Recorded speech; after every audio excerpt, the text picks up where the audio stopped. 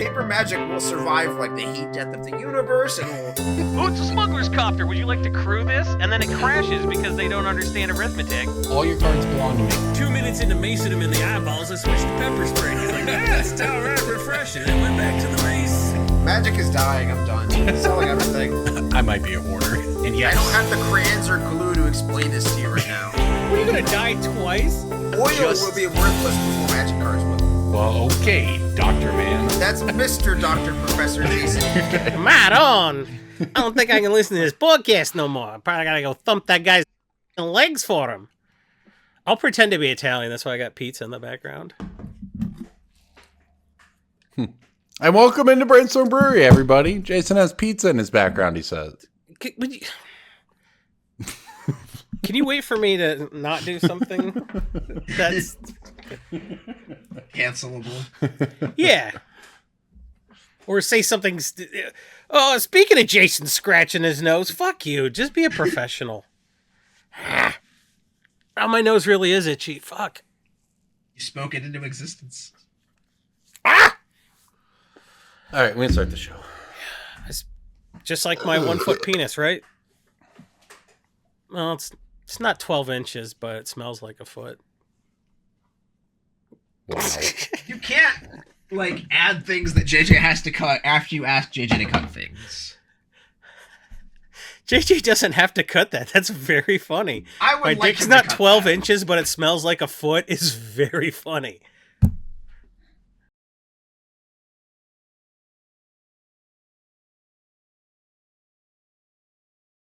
Did I watch you just apply a second kind of chapstick? Me? Yeah. I swear you applied a different looking chapstick earlier.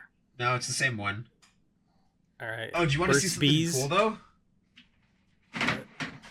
I have this many of that chapstick.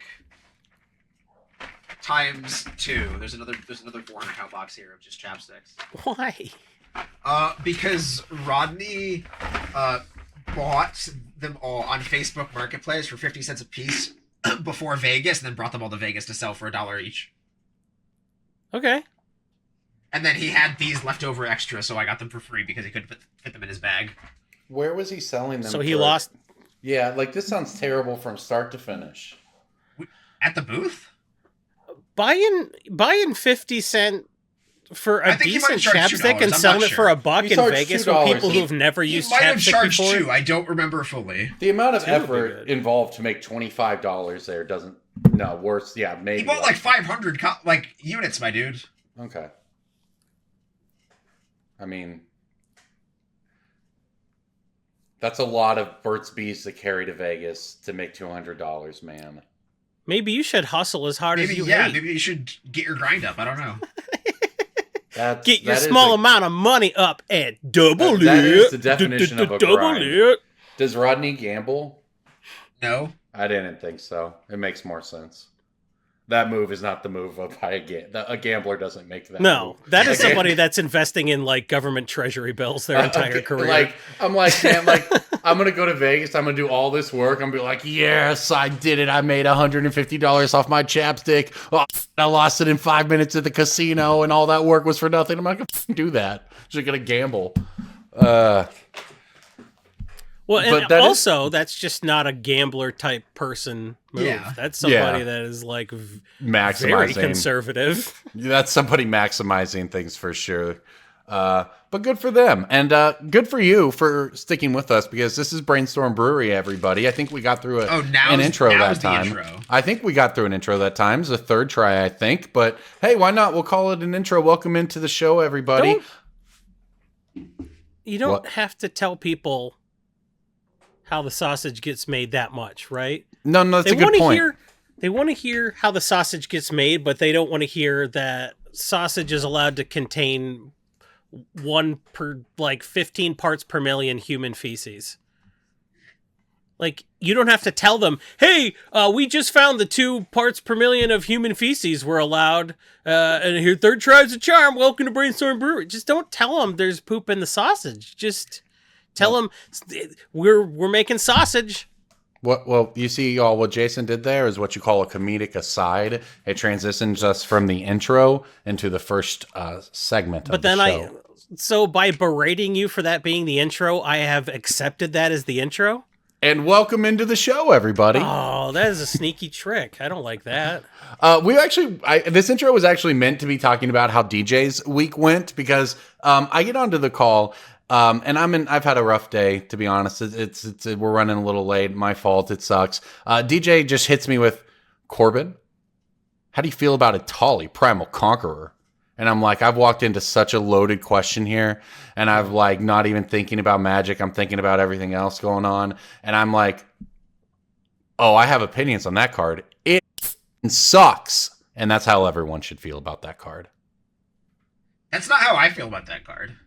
How do you feel about that card, DJ? For those of us who are listening, for those of us and those of you. So here, there you go. I'll do the captioning. Mm-hmm. For the people listening in their car. I'll do ASMR captioning on what DJ's doing. Let's DJ, see. You're not allowed to talk. You pantomime, and I will describe it to the poors listening in their cars. Those watching on YouTube can see it. Go ahead. Douglas has held up a stack of Magic the Gathering cards for the camera. As wide as his little boy hand. It's about 400 cards in the stack. He's holding it in front of his face because he laughed at me saying he has little boy hands. He doesn't want anybody to know. He's now turned the stack. You can see on the bottom, it's the back of Etali Primal Conqueror. I don't know what that card's called. It's not the good Etali. He's now fanning to show that most of them are foil. They're shiny. He has a real dumb grin on his face. Thank you for that, Jason. Now Douglas has got a smug look on his face. He's leaned back in his chair. And he wants us all to know that he bought a ridiculous number of Etali Primal Conqueror.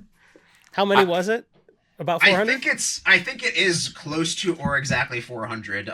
Fun fact for the listeners of the podcast, the width of a Magic card is exactly 200 cards high.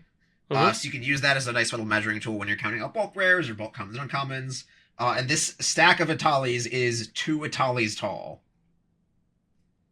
Like by width of an Etali. Yep. That gets you to 400. Math checks out. It's I hate really that card, you So I think, hope oh, it that's doesn't. not very exact, and then you do it, and you're like, well, holy shit, it's 400, not 399.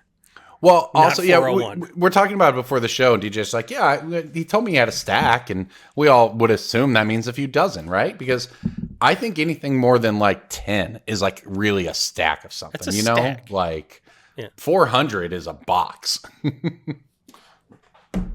Yeah, I mean, this is a mail-in collection I purchased from somebody who reached out through a referral from somebody else who sold to me, and they just asked some questions, prefacing before they mailed their cards out, like, oh, do you buy seal product? Do you buy bulk rares? Did you buy this, and this? And so I gave them all my answers and said, yeah, I'll buy all these things, and they said, oh, well, I also have a stack of Sliver Queens, Oil Slick Atraxes, and Etali Primal Conquerors, and a couple other cards.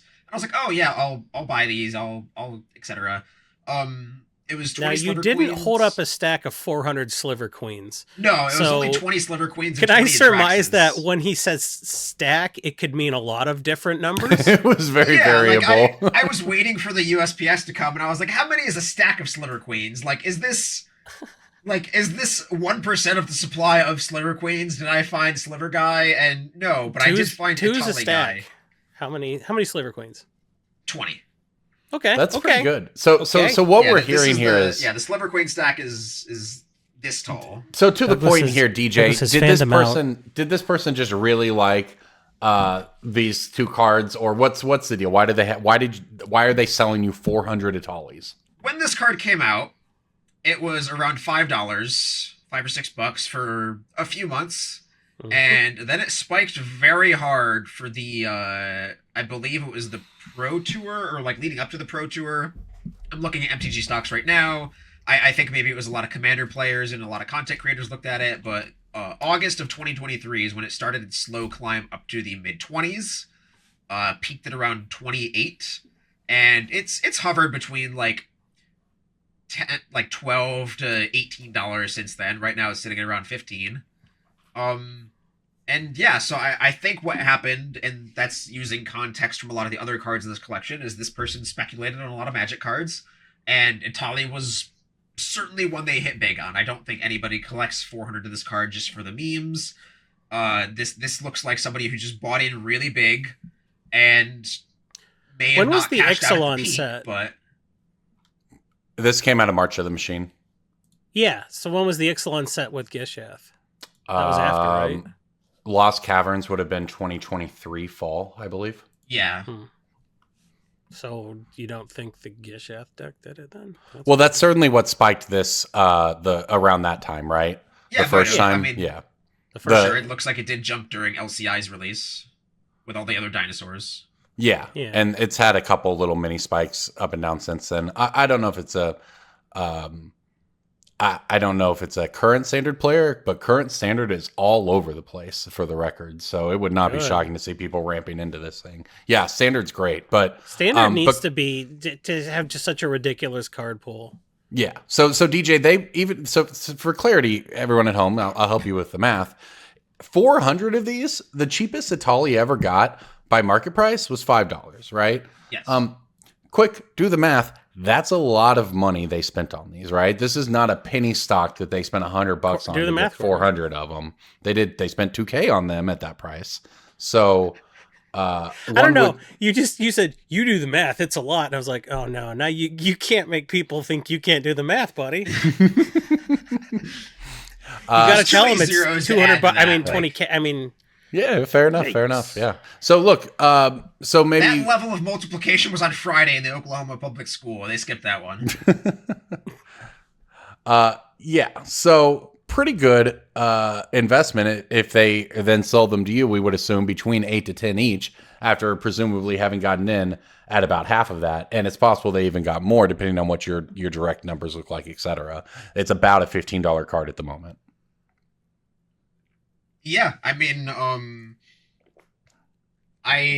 this is certainly the most copies of any card of this caliber I think I've ever had at that price. Like, Yeah. I'm trying to think. I've definitely had instances of like owning several hundred Shocklands, but none of those have ever been like $20 cards, really. And I don't think I ever owned several hundred Shocklands at the peak like this. But yeah, it's certainly going to be an interesting way to figure out how to move them all. And the context of the rest of this collection is this is definitely somebody who is a whale and is maybe dissatisfied with the way the game is moving, or we're just putting money in different places in life. I'm not sure. But that's not the best card in the collection, certainly. I mean, I'm also getting like 400 copies of Destroy the Evidence and Deadly Cover-Up. Well, that's what. Yeah. That's listen, why if you fail spec on Destroy the Evidence and what was the other one? Deadly Cover-Up. Deadly Cover Up. You destroy the evidence and give it to DJ. Yeah, I mean it's fun to see get a peek into someone All my else's specs spec are box. winners. Some other notable ones in here. Titan of Industry, that one panned out for them. Nice. And to me, we were talking. DJ mentioned that earlier, and that to me seemed kind of like a wild card to go deep on. I had no confidence that they weren't going to print a better green card than Titan of Industry in every set after New Capenna, and then they went and did that, and Titan of Industry still kind of did well. Titan of Industry is pretty good in Commander, I would assume, but it's also this one did sees play in Standard. Ganax Astro Hunter is a penny stock that there's a few hundred copies of in this collection. That one's definitely a bulk card, unfortunately, as much as I wish I could pay a bunch of money on it, but I can certainly see why they bought several hundred of this card. It's very dragon themed. It's managed Corbin to dodge has a lot torn of out his reprints. headphones. He's left the frame. I assume it's kid related. If we're going to talk about all the poops in the sausage, I'm going to point out Corbin's poops too. And there are so many poops. So many itty little bitty rabbit poops that man makes. Just in his daily life, just on other people, just He tore out his headphones and kind of stalked away. I assume maybe his kid pooped. There's poops related at some point. There's not much to describe because he's still not back in frame. He's not doing anything. He's certainly not reaching for that bottle of hand sanitizer we can see in the background. Through the magic of editing, Corbin has appeared back in his seat. We didn't see him transitioning from being out of frame to in frame, so you gotta wonder, did he use teleportation magic? Or is he just super unprofessional? It could be both. It's not an either or. How dare you limit me like that? At what Patreon tier do we re-record the entire cast in a whisper? Not For those of you who here. can't see, we're all leaning closer to our mics, and that's why our voices are different. I don't think I would ever do that. Record a whisper version of the show. You could have somebody else do it. It's called Brainstorm Shrewery. Because we're on That shrooms? word's Is that so the idea? fucking hard to say. Shrewery. Well, that's because it's not a word, DJ. It's crazy Can how I that buy works. some pot from you? DJ's high. I thought you didn't do the drugs, DJ. I thought you He- were straight edge. Your he only went to drug the- was rock climbing. No, he went to the shrewery. I've got the primal sickness, Jason. He held the cards up. I don't know why. It's just to shame people for not consuming this podcast on YouTube, the least convenient way to consume the podcast. No, it's somewhat convenient. You go to youtube.com/brainstorm brewery and you just pull it up in your car and listen to it like it's a podcast. But And you can on also your phone. listen to ads that we don't get paid for. Yeah, but how about ads we do get paid for? Like MTGstocks.com. Boom. The number one source on the internet for all of your Magic the Gathering financial news. We're actually going to talk more about an offering that is coming to MTG Stocks. We'll get to that a little bit later. But for now, we just want to give them a shout out as a longtime sponsor of this podcast. Go support their content. Go check out all of their data, which stretches back more than a decade.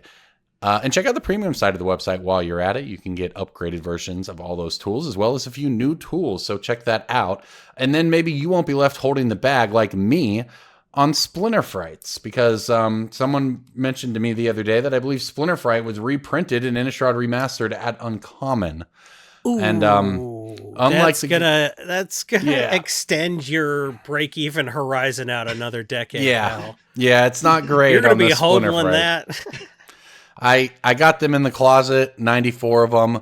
I spec'd on them back in, when Innistrad came out, 2011 or so. And that one never quite paid off, as Are it those turns still out. factory sealed? And by factory, I mean whatever magic company you bought them from? Yes. That's what I thought. They were in Ben, team Ben is bags going or- to find a box of Splinterfrights after your funeral Yeah, they were in and just cry with 2 handfuls of Splinterfrights just falling out of his hands. Why? yeah, they were in a, team bag or something, whatever they came in that they stuffed them all in. And they're still in there. And I won't lie, they've been through the ringer. Remember, they went through my old house, which got flooded once or twice. The bags were dirty. But the cards theoretically inside should be good if they ever become worth money. I actually thought, hey, maybe this card being reprinted on Common will make it more expensive because so many people will see it and be like, dang, what a cool card.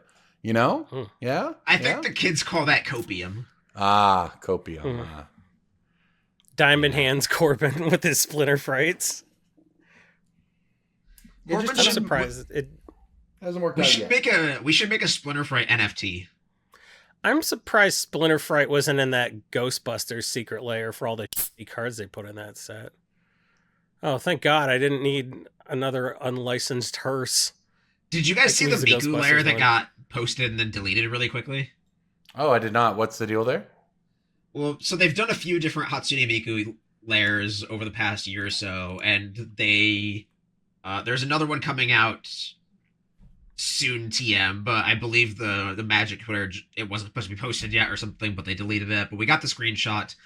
It is Giada, Font of Hope as Miku, Youthful Valkyries, so a couple angel things, Brago, King Eternal as Miku, Queen Electric. Swan Song is actually a pretty good hit for a reprint wise. Scrying Sheets, historically... Scrying Sheets is wild. Is it? I love that. It's just such a left field reprint. I mean, it's What am I missing here?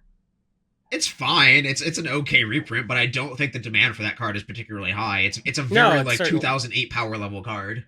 Yeah, that's Yeah, true. it's such a wild choice, man. Yeah, it is real vintage. And then of course, good old counterspell. The I forgot we had homework this morning. We need one more card to put in the secret lair. Make it counterspell secret lair. What do you think about that kind of stuff? It does feel tacked on if Swan Song, which is like a very cool way to reprint, and the art's, if you like that, it's a good example of that art style. Well, if that's what yeah, you like. look, they certainly made a choice with these secret layers that it's not just going to be value cards. Obviously, they take the value at least somewhat into account because it's not like you ever get 5 bulk rares on them, right? But I also like sometimes wonder, like, there's an unlicensed hearse. well, dude, I'll take the unlicensed hearse over the millionth counterspell, to be honest. Like, that's what I was wondering. I'm not like, complaining about the value of counterspell. I'm just confused at how you land on that card. It feels tacked on. Out of that's what I mean. That's what I'm talking about. Tens Like, of thousands of cards to pick from. You choose counterspell again. yeah, that's what I mean. Like, how do you guys feel about like them like designing these for, balancing value versus whatever else? Like, is counterspell just that popular that they want people to have a counterspell, or like I don't know why they do the things they do. And every time we've speculated about it on this podcast, somebody from Wizards has told us that that's not correct. We were giving them too much credit. So for context here, there are currently 4 different counterspells from secret lairs. One of them is a air quotes playtest secret lair card from Wizards of the Coast that was given out at a con that is kind of not really a secret lair card. But we have the Doctor Strange one, right? There's the Doctor Strange one, there's the Mark Poole one, and then there's the Mateus Manhanini one that I don't know what secret lair it's from. Well, and these are just secret layers we're talking about, right? Like, counterspell has a bunch of Sure, other and dozens of various promos and etc. Exactly. Yes. So I guess maybe the takeaway would be like, if you're Wizards, maybe the design paradigm is that they assume that anyone who buys a secret lair is buying exactly 1 or 2 secret lairs in their life, and it's therefore probably the only special counterspell they're ever going to see. I guess maybe that's how you get to something like that, right? I can see that. Especially if you're buying a themed secret lair in the first place. Right, like if you only ever buy the Miku secret lairs, then you're like not overlapping at all. Can we just call them Meekrit layers? What can you explain to me what it is? I thought that was the name of the artist. Hatsune Miku is the name of the artist, yes. The digital virtual artist that is not a real person, that is a vocalloid is the term they use. I didn't understand any of that. Okay, so Hatsune Miku is a digital recreation of a person's voice. Like in that Pacino movie? Like a VTuber? Did I get it right? Is that similar? I feel like a fucking 70-year-old and my grandson just brought like a hologram home for Thanksgiving. And Am I right? I'm just trying That's how that made me feel. Yeah, I feel. And I'm just like, God, if I used to be progressive, but like, no grandson of mine is going to be a hologram. Corbin. I'm sorry.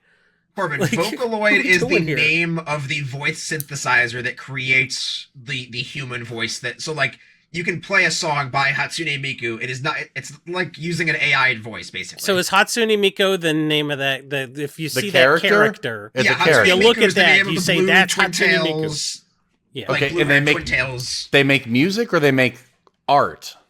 music.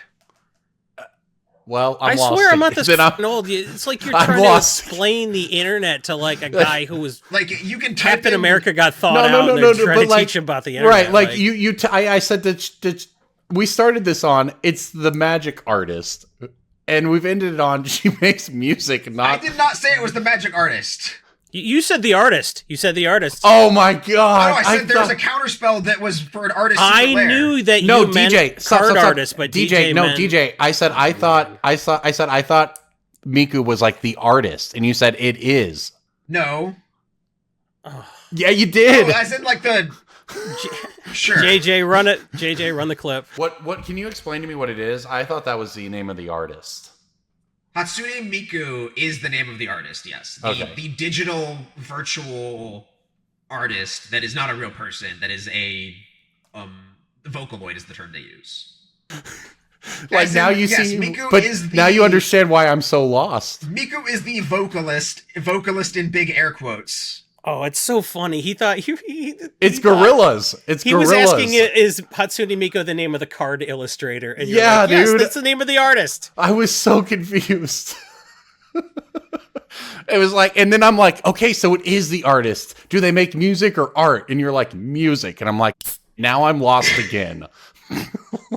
I thought we had Language gotten sucks. there. We have 5 different words for hot dog and 1 word for artist. Okay, so I've got it now. This language sucks dick, dude. What are we doing here? The Miku, it's like gorillas. It's like the gorillas.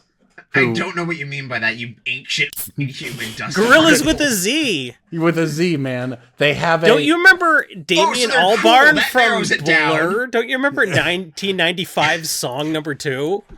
Gorillas with a Z, that means they're cool. That narrows it down a lot. No, they say the song, I'm happy.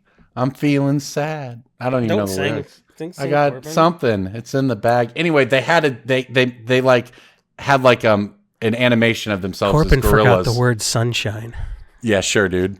They like had a recreation. Okay, I'm caught up on that. So now you're telling me that this secret lair are cards in the style of this fake character that makes music. Hatsune Miku is a fake character with a bunch of other fake characters that each have their own unique voice created from a voice DJ, synthesizer. you have never SpongeBob. answered the question. AI SpongeBob. Who, and how many people are named Hatsune Miku? Is Zero. it the character? No, but so that's a It's made the up. character. Yeah. It's Okay. Miku is the blue Twin Tails person. So on it's all of not these the cards. artist. The audience is going to think we're trolling, and we're not at all. We're not. I'm on the Wikipedia page for Vocaloid right now, and No, it we was a believe software you. that was released in 2004, so this is your f***ing fault for not knowing it. That's true. That's true. Because I don't know it. So why is it so popular? Why were these like $800? I almost trudged my ass upstairs to ask a 9-year-old who Hatsune Miku No, is. yeah, like because she would DJ, have why are an these, she would tell me in 2 seconds. Why are these so? Is that why are these so popular? Is that the thing? Okay, Corbin. So there is a very rare Snapcaster mage in some of these secret lairs, akin to like the serialized Viscera Seer, or like the 1 in 1,000, like the Mana Vault from the Fallout product. Like that Snapcaster mage is very expensive because it is extremely rare. Okay. But like, I just remember like that being a whole thing where people got mad at the made to order versus print to order versus print to demand or whatever. Because on these specifically, because of how popular they were. So I was like, these broke through the noise as a secret lair that most of them don't for me. And I guess it's just like a mega popular crossover that they're doing. And that's why they're going back to it. Yes. Okay. They have been very, very hit or miss with some of the secret lairs they've done for Miku. They've also released them in English and Japanese, and the Japanese ones do not sell very well at all. Huh. So it's just for weebs? Basically, yeah. People who knew Miku was cool in Japan in 2004, you see. I'm not going to get into the weeds with this. I don't Oh, we got into the weeds, DJ. It was big in like 2009 through 2012 because that was when Emily started listening to it. We believe you. 100%. We're just old. I felt so old. Like the other day I went I to feel dinner. like a guy who fought in World War II listening to his grandson talk about his favorite Pokemon. The other day, yeah, like the other day I went to dinner, man, and at the end of the dinner I looked at the waitress and I go, yeah, I'll just, we'll take another round of refills and we can take the check whenever, we're ready whenever, no rush. And she just looks at me and she goes, do you want it printed out? And then I looked at the iPad on the table next to me and I wanted to die. I wanted to die right there. My time on this earth has clearly passed me by. Corbin goes into a restaurant and says, non-smoking section, please. Now, where's your payphone? I had a moment like that over the I summer. have to make a collect call. I did have that moment over the summer, so I went to this cafe, and the server's like, "Oh, I really like your tattoo, my Missing Note tattoo." Yeah. And I said, "Oh, thanks. Do you know what Pokemon is?" Because that's generally just how I Yeah, sure, of course. we broach that subject. And she's like, "Oh yeah, I played Pokemon Go when I was a kid." Oh no. When I was a kid? Oh no. Oh no. It's like, right, you're like 18 and 2016 was 8 years ago. I want to die. Yeah, it was 9 years ago actually. Mamma mia. Yeah, it's rough. We're about to do Breaking Bulk, but they didn't like my transition to Breaking Bulk, so instead I'm just going to give you what is called, in the business, vamping. I believe DJ's looking for cards to do a physical bit with his Breaking Bulk, so I'm going to tell you why Etali sucks. I've actually just never seen a card besides Etali Primal Conqueror, except maybe Breach the Multiverse, that makes more people in my playgroup pick up their cards and stop playing the game. Does this happen to anyone? Have you guys played much with this card? No, we don't play with a group of people that banned Skullstorm. So like, I think your like trigger for picking up your cards and going home might be a little lighter than some other players. No, we're not picking. I forgot about Skullstorm. First of all, the Skullstorm thing was 10 years ago. It made sense at the time. Second of all, it's not like people are like salty picking up their cards going home. It's like people looking at each other and going, okay, do we want to say this game's over and move on to the next one? And it's not because of the power level of the card. It's because if you have 4 or 5 people in a game and you cast that card, by the time you are done resolving the chain of spells that card takes, it's like 10 minutes. Like, just physically 10 minutes, even if you do it all well and correctly and right. And then the next turn, when someone kills it, someone reanimates it, right? And then they Sepulchral Primordial it. And then you do the whole thing again, and you've spent 30 minutes resolving Etali triggers.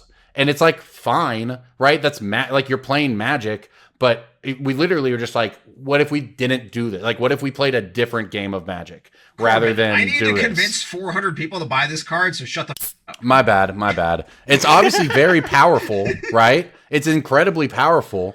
Imagine it just ruins games you in a get to be different the way. person who's pissing Corbin off. Imagine he wants to pick up his cards and leave the table because you reanimated. There you go. Because you went to cardgarden.com/store. I do own cardgarden.com. That cost me $1,000. Oh, shit. There you go. Money well spent. Cardgarden.com. well spent. Go there and say, hey, Douglas, would you please sell me an Etali? I want to f up a game of Magic because Corbin's involved. 400 of you It's a can brutal all way get to, one from DJ. It is Signed. a brutal way to play, y'all. Signed by DJ. I would happily sign this card. It is a miserable card. I hope If you you sell your subscribe 400. to his grab bags, guess what? There's an Etali in your future. If you said you liked red cards or green cards or dinosaurs or foils or specs, he will find a way to shove that in your grab bag. So you like go to Phyrexians? cardgarden.com, get signed up for his subscription service. It turns into a Phyrexian. You like transform cards. You like double face cards. You There's said a you like reason the card's Transformers. This $20. transforms. Multicolored cards. Hybrid cards. You said you liked horror movies, and this is a monster. You know, You like Jurassic Park, it's a dinosaur. You yeah. like Parks and If you Rec. were also a Chris boomer like Pratt was Corbin in and Jurassic Jason, Park. it's an Elder card. Ooh, you like Elder Dragon Highlander? Ooh, I got an Elder for you. I'm old. It all checks out. For the record, though, I'm looking at this card's price chart. It has no reprints, right? It just has the showcase reprint, which is cheaper. But the original has actually climbed from around Foundations came out. It's about $10. It's climbed up to about 14 right now. It does look like it's probably, I'm not, it's not my pick of the week or anything, but it does look like it's more likely to be 20 than it is to be 10 in the next 6 months. Ooh. Oh, for sure. It's very hard for a card to break past 20 into like the 24, 27 range just because of how TCG player fee structures work. Yeah. But I agree. This card is... I'm not unhappy owning 400 of them for the next few months. I'll put it that way. Yeah, there you go. Well, and you shouldn't be unhappy owning any of these either, because it means you're going to make some money when you sell them. It's time for Breaking Bulk. Breaking bulk time. Breaking bulk time. Break. Oh, yeah, Breaking Bulk. There's so much good stuff. It's a pick. Breaking bulk. The end. I've got Sure one it that I was. don't think any of you will guess, and then I have one that I think is Oh, guessable. God. So I will go first. Okay, sure. Anytime have- the Roku picks a card, he's like, "Who Yeah. could have predicted?" I did have to. So this card, a non-hint is that the art is very Roka unfriendly. So sometimes when the Roka puts cards in the accepted bin for picking out bulk, I do have to double check and think, is this really a pick, or did the Roka? Or just is it a think- word of command? Right, yeah, exactly. And so, like, this card is a black common from Core Set 2020 that has a bunch of reprints prior, but, like, is different art, I will tell you that. So this is a new artwork for a black Does that have a common. Minotaur on it? No. From I- 2020. I played a lot. I think if I'm thinking of the right core set, I played a lot of it on Arena. But all the cards in that set sucked, if I'm Common? thinking of it right. Or The card, uncommon? all of its previous reprints are like 5 cents. This one is, like, closer to $1. Is it like something like Okay. Ulcerate or something like that? Like a 1-mana kill spell? It is in the vein of, I mean, not in terms of a kill spell, but it's a very just, like, limited card that is just happens to be worth a lot of money because it's from this core set specifically.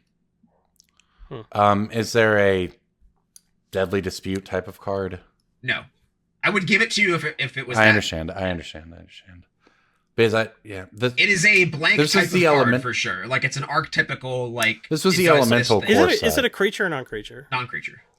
Non-creature, all right. Is it? It's probably some kind of sacrifice, a small token. Ooh, man, really? I'm stumped. Yeah, I guess so, man. It is literal Disentomb. Disentomb? That card's not Disentomb even got new playable. artwork in Core Set 2020, and that means people are willing to pay, like, close to $1 for it just because of search engine nonsense and, like, people building budget decks and, like, TCG player cart optimizer will fill the one that fits on direct because maybe the other ones are direct out of stock for Core Set 2013, and then people end up paying, like, close to $1 for this literal I'm not common. really noticing because they're buying 100 cards at the same time. Yeah. Well, and it's not that much of a difference, right? Like 50 cents, Disentomb. but not on the buy list, just saying. Would you recommend people pick those out of their bulk? Corbin, ABU Games pays 41 cents a piece for them. There you go. Hit up ABU Games before DJ does. Before his robot puts you out of a job. And my Card other Kingdom card is is not a- buying it, but they only have one in stock. The goddamn toasters are taking a job. My other card is also a black common. This one from Wilds of Eldraine. Does it create a roll token No, or a rat token? this one is very guessable, especially for Corbin. Oh, so it's got to be a standard card. I'm actually not up to date on standard. I've been looking at modern. It doesn't make a roll or a rat. I don't care. Rat out. That's what Jason's thinking. Hopeless Nightmare is Oh, a the Pixie very deck. strong role player in Oh, standard right now. I hear those cards cost 0 mana, and that's why it's playable. It's that got what the you did? effect. Yeah, it's like That's what the judges it's like ruled. frantic search. You can untap 3 lands. Well, that's what the judges ruled. Yeah, so like Yeah. that card's really good. It does say each opponent, which most of these cards do not do, so it does actually Yeah. scale for multiplayer. So even in EDH, this is a 1 mana, like, each opponent loses a card and 2 life, and then you still have an enchantment to do with what you want, so...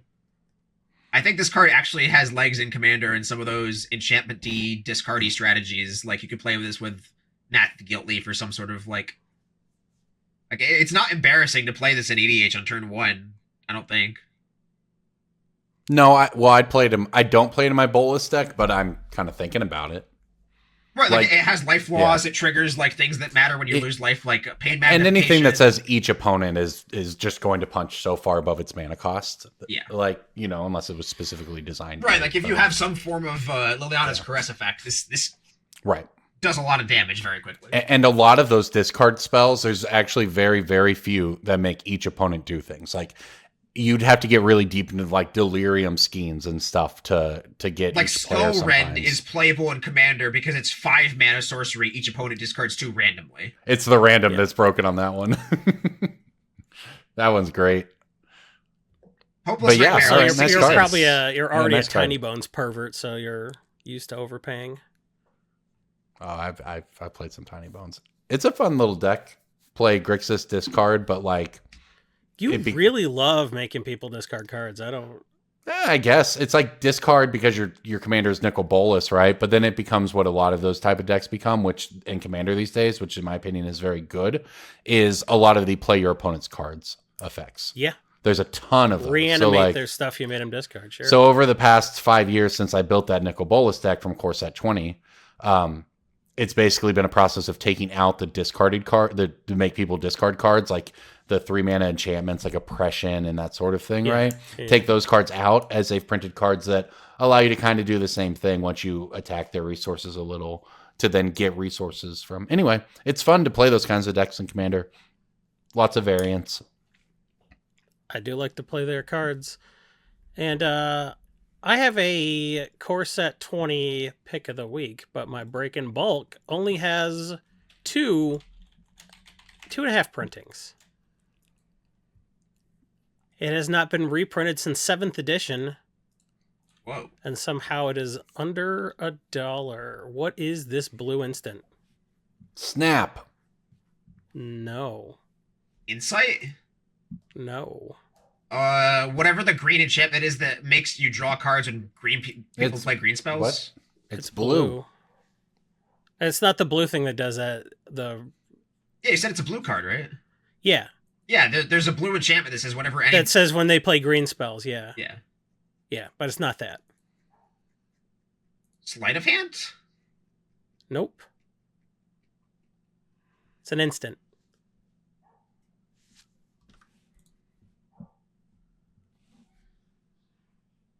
I don't know. 7th edition is Urza's Saga and 7th edition. Plus, Oh, I should the know half this. printing was Beatdown Box. If you're I should going to get really it, know this. you're going to get it. beatdown box, huh? Beatdown Box. With the Yeah. little hammer on it. Yep. No, it's a mace. Yeah, that. You know, The hammer while, was Urza's legacy. while DJ thinks about this, Oh, Telerian wins. Talarian wins, baby. hey, there you go. Under $1. It's not correct. This is a Break in Bulk of the week. What's it do? It's discard your hand, then draw that many cards. It's a It's a one-sided self-wheel. Oh, nice. Self wheels are good. Yeah, I would say If what? you're playing, what's his name, the Minotaur guy? What is his name? Captain Howler, the Sea Scourge. He's the most popular Mhm. built spoiled card so far, with the exception of the really boring white-black one that is not going to make any card that's not already expensive go up, because everyone's building that just like how every white-black commander deck gets built. There's one card pool for those decks. There's a lot of the aristocrats type stuff. But Captain Howler's going to have some absurd going on. You want to be discarding? It's like the best Ghostly Pilfer deck ever made. Key to the City's going to go up. You're going to be doing Faithless Looting BS. Like, I love Yeah. Ghostly Pilfer. I still play that in Sig River Cutthroat. Yeah. and Ghostly Pilfer is actually super busted in Captain Howler deck because you discard a card to make Ghostly Pilfer unblockable, and then when you discard a card, it gets 2-0, and you draw a card when you hit him. It's really bogus. I love it. Yeah, that So- card is. That's a nice Yeah. combo. So Captain Howler seems to be like the one card spoiled so far that'll like make anything new go up. Loot the Pathfinder, it's just like food chain bullshit. I'm sorry I derailed Breaking Bulk to talk about EDH, but yeah. No, that's this good set's because that's weird what so this far. comes from. Yeah. But anyway, that's where my pick of the week is from this set too. So I'll get my you all- Breaking Bulk is Talarian Wins. I'll give you all a quick it. breaking bulk here. We'll get on to those picks of the week. There are do it. 3 colorless cards in Innistrad Midnight Hunt that are breaking bulks. And I'm curious how many of them you all can name. The key is the first one. The key is the first one. That's Is- the easy one, or the hard Isn't there one. the depending. mana rock that flips? The Celestis is a rare. Oh, shit. It's- All right. Celestis doesn't flip, but it's not that What am I either. thinking of?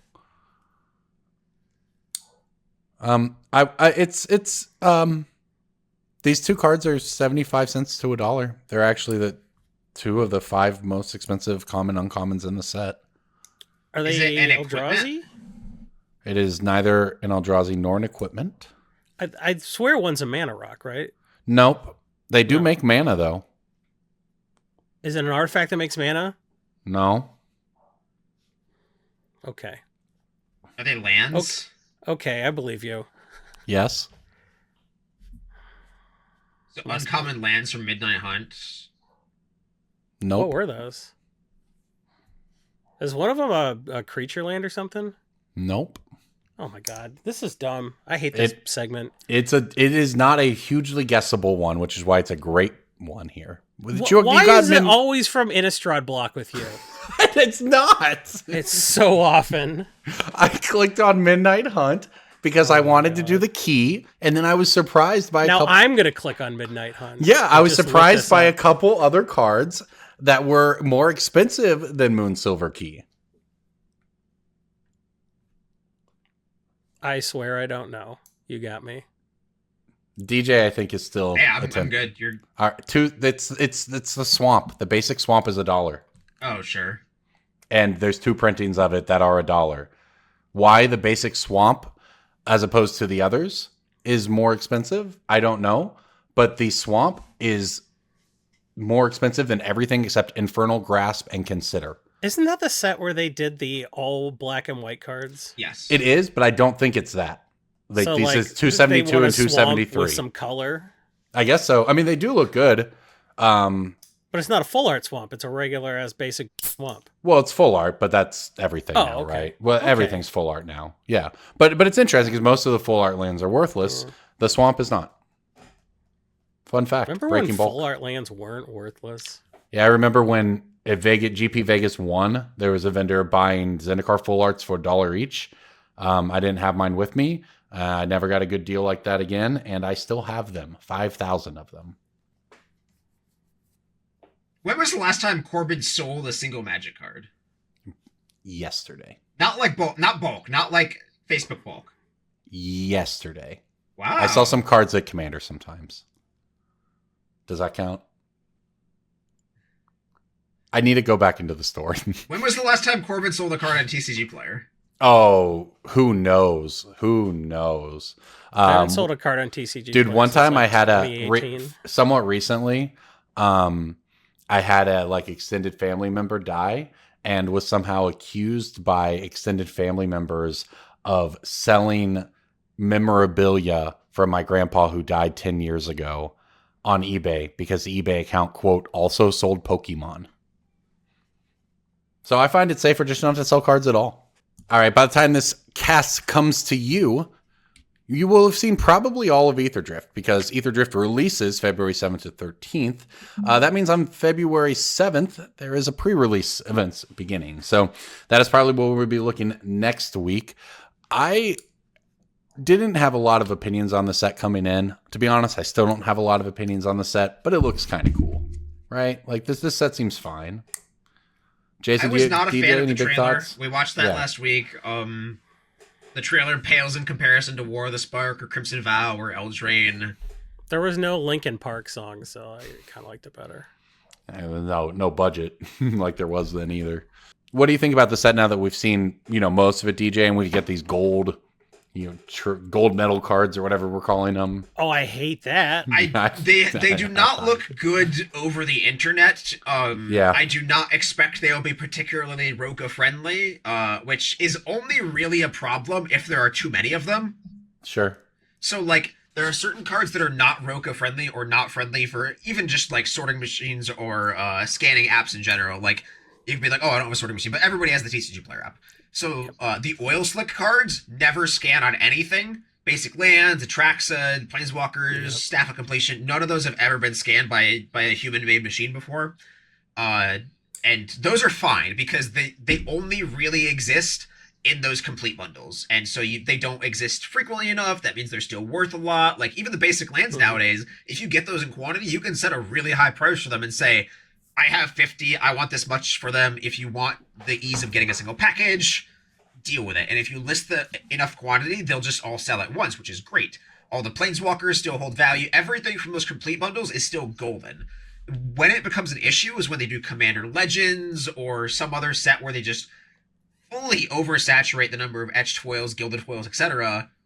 and then it's just misery from a process standpoint and from a player standpoint, because then you're like opening up a collector booster and every card has this crazy cool foiling, which means that like it's just fully gotchified, and like just you're just guaranteed to get something that is worthless, and then you're only really hunting serialized cards, and that's no fun. Mm-hmm.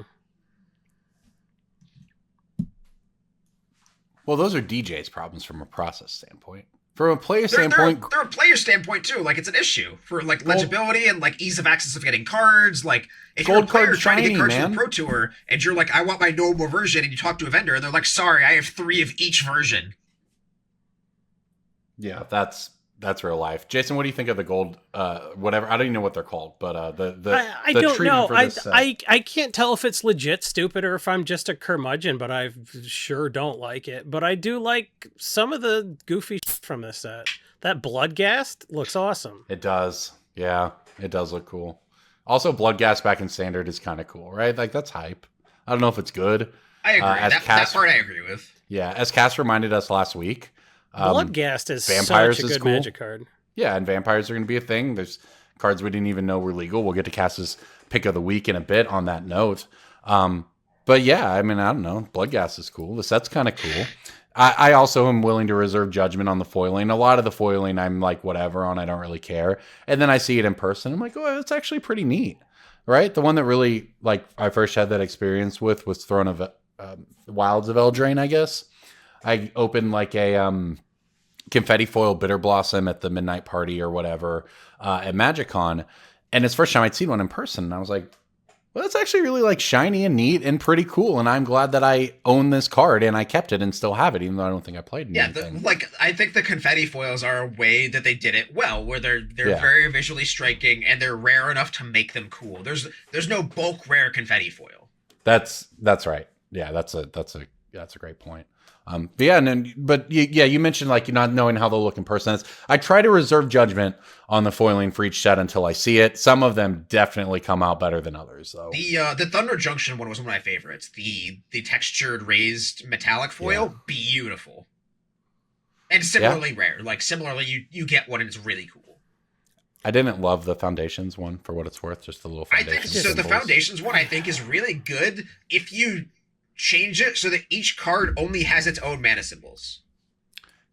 I'd buy that, sure. So Progenitus has all 5, whereas like whatever mono red dragon from the set only has red mana symbols. I think that's the way to do that set while having it cool. Yeah, that would have been better.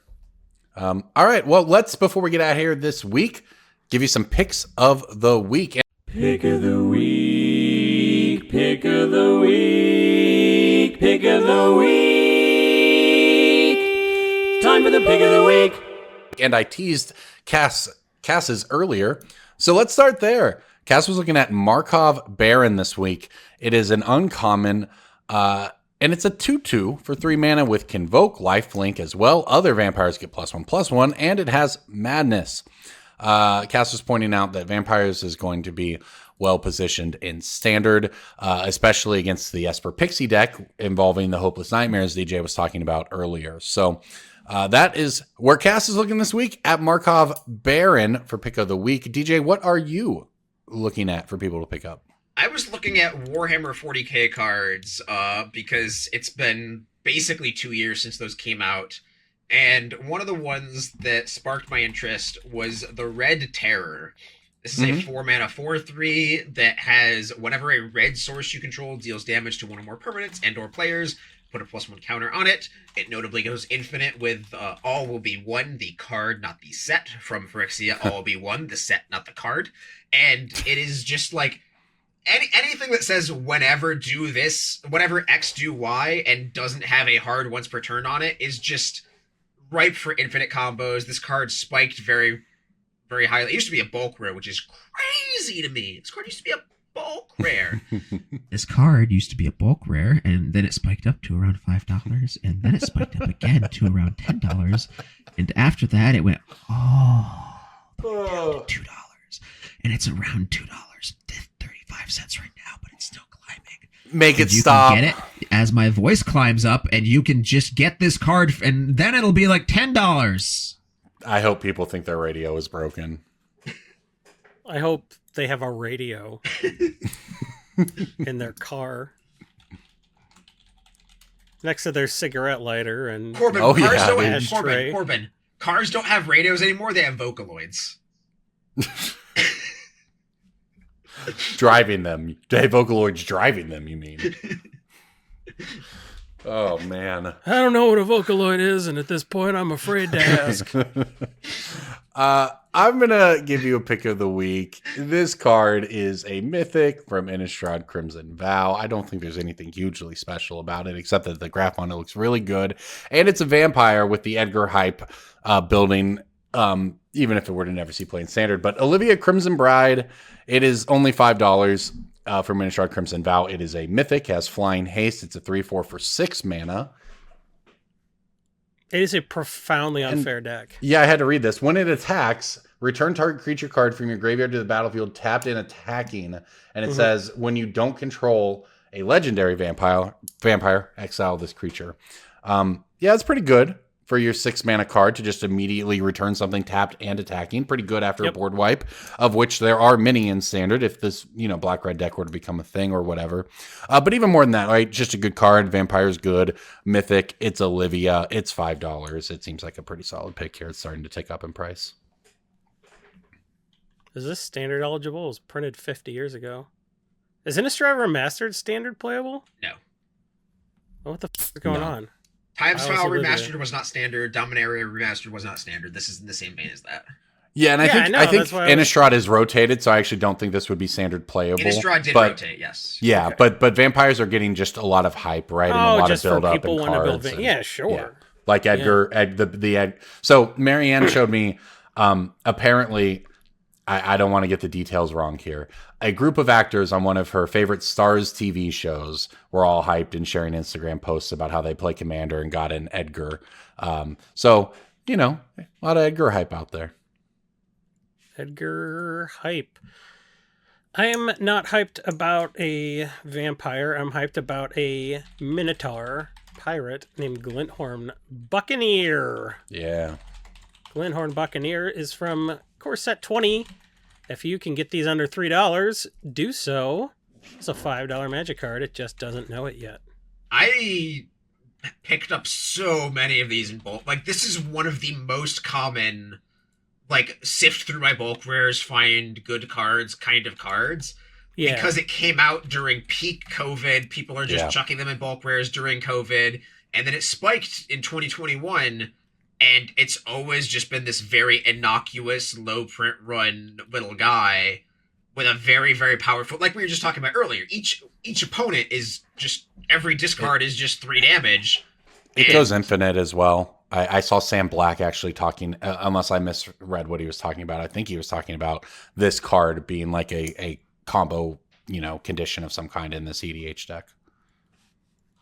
Maybe. I mean, maybe there's like a pseudo infinite loop to draw your deck in CDH. Well, whenever you discard a card, Glenhorn deals 1 damage each opponent. So any mind over matter type, so it's got regardless of that potential, that just shows though the power of anything that says each opponent can become a combo piece, right? Yeah, this is a whenever XY card, just like whatever my pick was, Red Terror.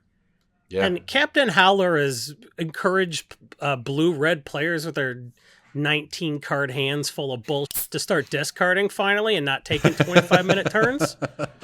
So Captain Howler, the Sea Scourge, is actually like an draw a bunch of cards deck that doesn't just sit there and do nothing.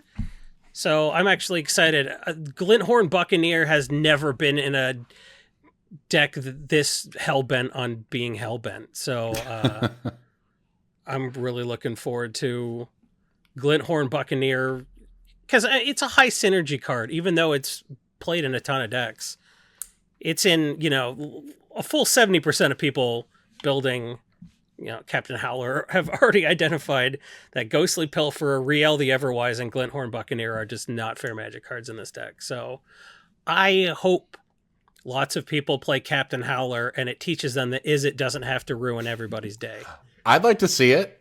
Is it only ever combos me to death? So I'd love to see is a deck discarding. You know? I have a red death deck, and it is very funny. All right. Well, there you go, everybody. Picks of the week guaranteed to be good, because that's what we do around here. And No, we don't. they're good You picks. can't say. I stop, can't you guarantee say they'll that. work out. They're good at the time. We actually, a couple weeks ago, did a review episode where we look back on our picks from 2024. You can go check that out in the archives if you want. It was a pretty interesting to go back through our stuff and see how we did, which, for the most part, was pretty good. And as a reminder, all of our picks are available to our patrons instantly on the spreadsheets. If you go to patreon.com/BSB, support us, support this podcast, allow us to keep our editors employed. We really can't stress enough, especially in these days of content creation, how important that Patreon is, as well as our sponsors who Or keep just give this us show a tip. going. Go to Patreon, just give us a tip. Right? Please, $2 a month. We hope. Thank you, everybody, Please, for 25 who cents an can episode, participate in that. And you'll get some flair in the Discord, and you can hang out. It's a good time. And on that note, I think that wraps it up for us this week. Thank you so much for listening. Thank you to MTGstocks for sponsoring us. Of course, make sure to check that out. And thank you to all of our patrons at patreon.com/BSB. We'll see you next week, everybody. Etali Primal Hunter is the best magic card of all time. Primal Conqueror, bro. Primal Conqueror is the best